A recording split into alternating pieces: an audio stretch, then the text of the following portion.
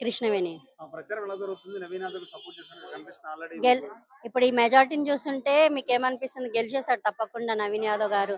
అందరు అనుకుంటారు వీళ్ళకి డబ్బులు ఇచ్చి పిలిచిరు అది ఇది అని అందరు అనుకుంటారు. కానీ వాళ్ళ ఇష్టంతోని ఆయన మీద ఉన్న అభిమానంతోని డబ్బులు.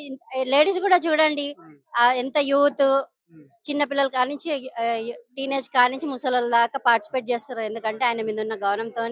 ఆయన ఇప్పుడు కాదు, మేమందరం ఇక్కడ పుట్టి పెరిగిన వాళ్ళమే కలిసి లోకల్ నవీన్ యాదవ్ ఏందో తెలుసు. బయట ఏదో రూమర్ స్ప్రెడ్ చేసినంత మాత్రాన అవన్నీ కావు, కుదరవు. నవీన్ అన్నకి ఒక 40-50,000 మెజారిటీతో గెలుస్తాడు. కాంగ్రెస్ ప్రభుత్వం, కాంగ్రెస్ చాలా వ్యతిరేకత ఉంది, పథకాల మీద హైడ్రా మీద వ్యతిరేకత ఉందని చెప్తున్నారు. మీరు చూస్తే 50,000-70,000 మెజారిటీ వచ్చిందని చెప్తున్నారు. హైడ్రా అంటున్నారు కానీ రేవంత్ రెడ్డి హైడ్రా చేసి మంచి పని చేసి గవర్నమెంట్ భూములు కబ్జా చేసుకొని మీరు ఎక్కడో ఓట్లు లేని వాళ్ళు బ్రతికి తెరువుకి వచ్చి ఖాళీ పీలి అన్ని బద్నాం చేయడానికి హైదరాబాద్ ఎవరికి ఏం ఎఫెక్ట్ పడలేదు. దాని వల్ల మాకు లాభమే ఉంది. అది మాకు పనికొచ్చేటట్టు చేస్తుండే దాని వల్ల, కానీ ఏం లాస్ ఏం లేదండి. దీని పథకాలు ఇప్పుడు ఫ్రీ బస్ పెట్టిండు రేవంత్ రెడ్డి, వచ్చి ఫ్రీ బస్ చేస్తున్నాడు. రేషన్ కార్డులు ఇచ్చిండు, మాకు సన్న బియ్యం ఇస్తున్నాడు. ఏవి కావాలని ఎడ్యుకేషన్ పరంగా ఆలోచిస్తున్నాడు. ప్రతిదీ డెవలప్ చేస్తున్నాడు. ఇంకా ఇప్పుడే కదా ప్రభుత్వం ఏర్పడి 2 సంవత్సరాలు అవుతుంది. మళ్ళీ ఈ లోపు బై ఎలక్షన్స్ అయినాయి కాబట్టి వెయిట్ చేస్తున్నాయి కదా, రిజల్ట్ ఏందో తెలుస్తుంది. చాలా ఆల్రెడీ ఆయన పోస్టులు లేకపోయినప్పుడే ఆయన ఎంతో డెవలప్మెంట్ చేసిండు. చాలా మందికి హెల్ప్ చేసిండు. సీమంతం ప్రోగ్రామ్ చేసిండు. చదువుకి సాయం చేస్తాడు ఆయన. పొలిటికల్ గా లేనప్పుడు కూడా ఆయన ఒక పదవిలో లేనప్పుడు కూడా చాలా సాయం చేసిండు ఆయన అందరికి. పేద ప్రజలకు ఆయన అంటే చాలా అభిమానం. మాకు కూడా ఆయన అంటే చాలా అభిమానం. చెప్పాలనుకుంటే ముందు డెవలప్ అవుతుంది. అన్ఎడ్యుకేటెడ్ వాళ్ళకంటే మనము ఎక్స్ప్లెయిన్ చేయాల్సి వస్తుంది. చదువుకున్న వాళ్ళకి ఎక్స్ప్లెయిన్ చేయాల్సిన అవసరం లేదు. ఆలోచించి ఓటు వేయాలి. ఓటు వేస్ట్ చేసుకోవద్దు. ఉపయోగపడే పార్టీకి వేయాలి. 10 సంవత్సరాలు వాళ్ళకి అవకాశం ఇచ్చినాము. ఇప్పుడు ఈయనకి అవకాశం ఇచ్చి చూస్తే డెవలప్మెంట్ ఏందో ఇంకా ముందుకు కొనసాగుతుంది. చెప్పండి. నా పేరు మహేశ్వరి అండి. మేము న్యాయాన్ని సపోర్ట్ చేస్తాము. ఎందుకంటే ఇక్కడ మాకు లోకల్ నవీన్ అనేది లోకల్, పార్టీ పరంగా కాకుండా పర్సనల్ గా ఒక మంచి వ్యక్తి. అంటే ఎలాంటి విషయాల్లో మంచిగా ఏం చేస్తారు? ఎక్కువగా జనాల్లో పేదవాళ్ళని గుర్తిస్తారు, ఆపదలు ఉన్న వాళ్ళని గుర్తిస్తాడు. మీ పార్టీ సంబంధించిన వాళ్ళని పార్టీ తర్వాత ముందు మానవత్వానికి ప్రిఫరెన్స్ ఇస్తాడు. ఆ విషయంలో 99% నవీన్ అన్న కంపల్సరీ గెలుస్తాడు. ఏదన్నా అంటే డీసెంట్ గా మొన్న బీఆర్ఎస్ ఒక వ్యక్తి చనిపోతే మా నవీన్ అన్న తన సొంత అమౌంట్ 2 lakhs వాళ్ళ కుటుంబానికి సాయం చేసిండు. అది పార్టీ పరంగా ఇలా అలా తీసుకున్న వాళ్ళు ఈ రోజు నవీన్ అన్న మీద బురద చల్లుతారు. ఇది కరెక్ట్ కాదు. వాళ్ళ కుటుంబానికి 2 lakhs సాయం చేశారు. ఆయన చనిపోయాడు, బీఆర్ఎస్ వ్యక్తి. ఆయన చనిపోతే ఆయన కుటుంబానికి 2 lakhs డొనేట్ చేశారు. అంటే ఆయనకు చిన్న చిన్న పిల్లలు ఉన్నారు. లేదా చెప్తున్నాను కదా, సాయం పొందిన వాళ్ళు మర్చిపోతే అది వాళ్ళ తప్పు. పొందిన వాళ్ళు గుర్తించుకుంటే ఆయన గొప్పతనం. అర్థమైందా? ఆయన గెలవడం తథ్యం.